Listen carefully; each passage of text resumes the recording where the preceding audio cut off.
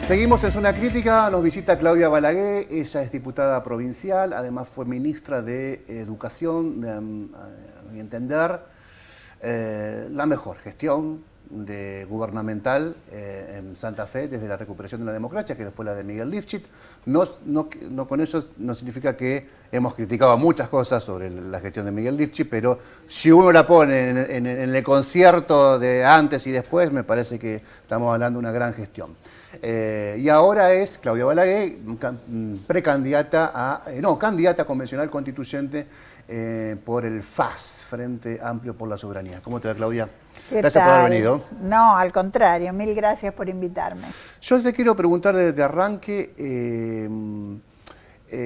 ¿por qué es importante que la gente vote por el FAS y las ideas del FAS y la mirada del FAS en una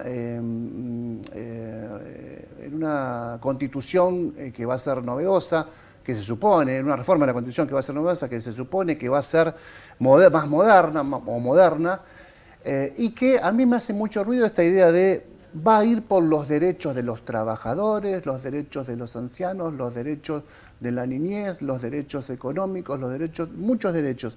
Ahora me pregunto, ¿no están todos esos derechos más o menos garantizados de manera fuerte en lo institucional de las constituciones vigentes nacionales, los convenios internacionales, los tratados internacionales, ordenanzas municipales, leyes provinciales?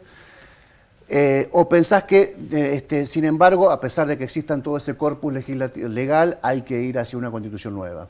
¿Y a dónde modificarla? Sí. Bueno, es verdad que hay muchas cosas muy interesantes en la Constitución Nacional del 94.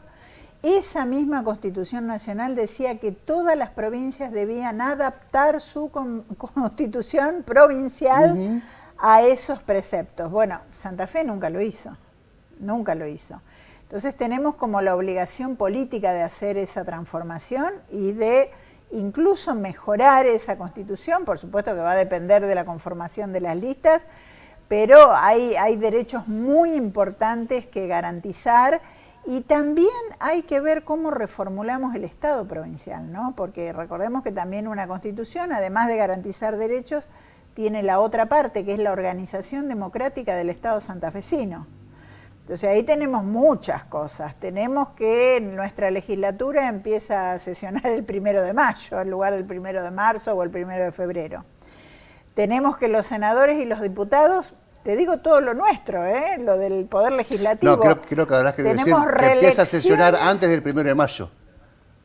No, hoy empieza a sesionar ordinariamente el 1 de mayo. Exacto. Pero que vos pretendés que sea antes. Pero por supuesto. Claro, porque recién quedó medio como una situación confusa.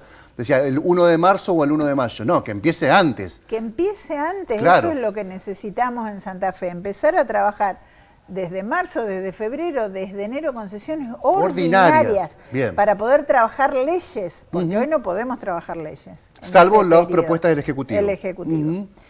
Tenemos reelecciones indefinidas, se van generando estos pequeños feudos con una sola persona que a lo mejor hace 20, 30 años que está en el poder.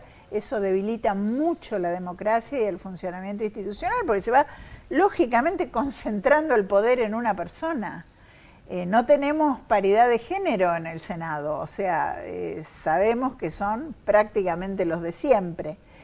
Y muchas cosas que hacen a la institucionalidad. Nosotros necesitamos una democracia mucho más participativa, que la gente pueda definir parte del presupuesto provincial, por ejemplo, en qué se gasta. Que la gente pueda tener iniciativa popular y presentar leyes directamente, sin ningún intermediario. Que pueda haber una consulta popular también ante determinados temas importantísimos. Imagínate la reforma previsional. Ante una consulta popular yo no sé qué hubiera pasado, ¿no? Entonces tenemos que ver esos mecanismos de mucho más cercanía de la gente, porque si no la gente lógicamente empieza a desconfiar de la política, empieza a desconfiar de un montón de acciones en este marco democrático, y lo que tenemos que hacer es todo lo contrario, fortalecer las instituciones con participación ciudadana. ¿Pensás que esa inclusión de prácticas / derechos que se pueden incorporar en la nueva Constitución pueden ir moldeando nuevas instituciones dentro de la democracia? Por Sí, decirlo de una claro. manera, mira, yo puedo plantear libre acceso a la información pública, incluso dentro del Poder Judicial. Exacto. Pero si el Poder Judicial sigue siendo medio opaco, medio oscuro, medio muy secreto, y la verdad que mi derecho constitucional se va a dar de bruces con la institución que debería garantizármelo, ¿se entiende? Sí, es que también la Constitución regula esa institución, o sea, el poder legislativo, ejecutivo y judicial. Entonces habrá muchas cosas que debatir ahí. El Consejo de la Magistratura, por ejemplo. Totalmente. Habrá que discutir lo que ya está por ley hoy, el juicio por jurados. Eso implica también la participación de la gente y la acción directa de la gente en el Poder Judicial. Entonces me parece que hay un montón de cosas que hoy no se está hablando mucho de esto, pero que realmente podemos hacer una constitución mejor si nos proponemos. Nosotros, por supuesto, todo esto lo proponemos desde el FAS, ¿no? Desde el Frente Amplio por la Soberanía. Habrá otras listas que propongan cosas similares, por supuesto ahí buscaremos también los acuerdos parlamentarios. Habrá otras listas que propongan lo contrario, y por eso tenemos que ser muy cuidadosos con las propuestas de cada una de las ofertas electorales. Y bueno, ahí estamos nosotros tratando de trabajar por una agenda realmente potente para el futuro de Santa Fe. Una nueva constitución puede volver a durar 60 años, como duró esta.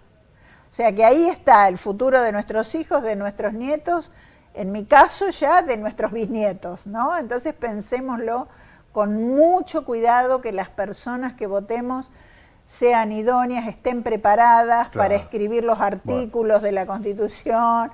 Me parece que en eso, al menos, y humildemente lo digo, pero también lo tengo que decir, nuestra lista puede mostrar esa solvencia. Y está Griselda Tesio, y está Leonardo Caruana de Salud Pública, y están personas involucradas en los temas del ambientalismo y de los pueblos originarios y de todas las cosas que necesitamos discutir. Sí, yo creo que algunas candidatas o candidatos que están ofreciéndose como la opción para convencionales responden sus candidaturas a una propuesta económica para afectar probablemente para lo que se llama picotear o captar votos de una misma, pescar en la misma laguna o pescar en el mismo charco. Yo no puedo comprender cómo hay candidatos. La verdad que no quiero dar nombres propios porque como no tengo nada personal, e incluso muchos o muchas me parecen personas desde lo personal destacadas, digo que no puede ser que sea una opción votarlas porque no es para esto. Podrán ser buenísimos en muchísimas otras cosas, pero no para pensar la Constitución o el contrato social santafesino de acá a 60 años. A mí me preocupa mucho el mundo del trabajo y me preocupa mucho el mundo de la inteligencia artificial. Y me preocupa mucho el mundo que vos seguramente conocés puntillosamente de la relación de la escuela con los chicos. Sí. ¿Cómo crees que debe pensarse la escuela de acá a 60 años? Bueno, muy complejo. Es un panorama realmente complejo, porque yo creo que, como todos lo estamos viendo todos los días, cambió la comunicación con las nuevas generaciones. O sea, siempre hubo variaciones intergeneracionales, nosotros no nos entendíamos con nuestros viejos, con nuestros hijos, pero ahora el corte es muy abrupto. Los chicos están en otra dimensión. O sea, también estamos viendo los peligros de esa otra dimensión, ¿no? Todo creo que vimos la serie Adolescencia, sí. Y ahí se marca claramente lo que puede pasar cuando no dialogamos con nuestros hijos y cuando ellos están quizá en casa y pensamos que estamos tranquilos porque los chicos están en casa, pero no, están con una pantalla, con un celular y ahí hay otro mundo totalmente distinto. Entonces ese nuevo mundo de la comunicación lo podemos usar como todo a favor para considerar una educación más abierta, más amplia, integrada al mundo, que traiga lo mejor de la ciencia y la técnica, lo mejor de todo lo que se está trabajando en los distintos campos sociales en otros países y poder hacer una experiencia positiva con los chicos, con los jóvenes. O puede ser que no entendamos nada de lo que está pasando y se nos ocurra, por ejemplo, prohibir toda la tecnología en la escuela secundaria. La verdad que a mí me parece que ese no es el camino. Ya no podemos retroceder, ni con la tecnología, ni con la inteligencia artificial, ni con nada de todo eso. Lo que tenemos que hacer es lograr usarlo constructivamente. Algunos autores hablan ahora de crianza digital, ¿no? Yo leo a Lucía Feinborn, a Mariana Maggio, algunas autoras argentinas interesantísimas que hablan de la crianza digital. Y lo mismo pasa con la educación digital adaptada al siglo XXI, a lo mejor con los más chiquitos no, pero sí en la escuela secundaria. ESI, como está siempre ahí, sí, está... y bueno, muy frenada en Santa Fe. Frenada. Muy frenada por el Senado santafesino, que es obsoleto, patriarcal, no hay una mujer, bueno, ahora hay una porque es suplente, pero la verdad que muy frenada en Santa Fe el tema ESI, hay que volver a tomarlo con mucha fuerza, los problemas se incrementan, la violencia se incrementa, sobre todo cuando, viste, la violencia viene de arriba para abajo. Lo que hizo Milei en Davos contra la diversidad sexual es muy grave ese ataque, es muy discriminatorio, es muy violento. Entonces la ESI lo que hace es de alguna manera abrir el diálogo y permitir que todo el mundo se sienta involucrado en discutir las diferencias y la no violencia. Ahí está la clave de la ESI. Y además, bueno, otros beneficios, prevenir el embarazo adolescente no deseado, prevenir el abuso o detectar casos de abusos y poder llevarlos a la justicia. Eso lo vimos en las escuelas muchísimo en la época que yo era ministra de Educación. Y por supuesto trabajar para una sociedad mejor, porque la verdad que con esa discriminación y esa violencia no vamos a ningún lado. Yo te quiero agradecer, Claudia, por la visita. Lamentablemente tenemos, a pesar que nos extendimos media hora, tenemos 1 hora y media hora en la pantalla de Veo, no quiero dejar de preguntarte porque hay dirigentes gremiales, dirigentes de la comunidad educativa en general, representantes de partidos políticos que no son el tuyo, que dicen, bueno, con Balaguer se discutía fuerte, pero había un marco de discusión, un marco de consenso, un trazo grueso que nos contenía a todos. Y hoy por hoy quiero saber tu opinión, porque los dirigentes gremiales, la oposición, la comunidad educativa dice, bueno, estamos bajo un borceguí o una lógica del palo que no era la tradición del Frente Progresista o lo que se llamó en su momento Frente Progresista. Digo esto porque el gobernador todo el tiempo dice mi faro es Miguel Lifchit o mi faro es Raúl Alfonsín. No sé, ¿cómo lo ves vos a esto? No es ni Miguel Lifchit ni Raúl Alfonsín, realmente. Yo creo que con el tiempo se fue mimetizando con Milei, fue diciendo, bueno, incluso desde un sector del socialismo propusieron a nivel nacional el juicio político a Milei, ¿no? Y él enseguida dijo, no, ojo, cuidemos al presidente. Entonces, bueno, ese tipo de actitudes lo alejan, pero kilómetros de Miguel Lifchit y kilómetros de Raúl Alfonsín. Lo que tenemos que hacer es volver a ese progresismo que hizo crecer a Santa Fe, que nos permitió un diálogo paritario, como vos decías, con los dirigentes gremiales, con todas las discusiones que tuvimos, pero había un diálogo y estaba la cláusula gatillo, por ejemplo, para luchar contra la inflación.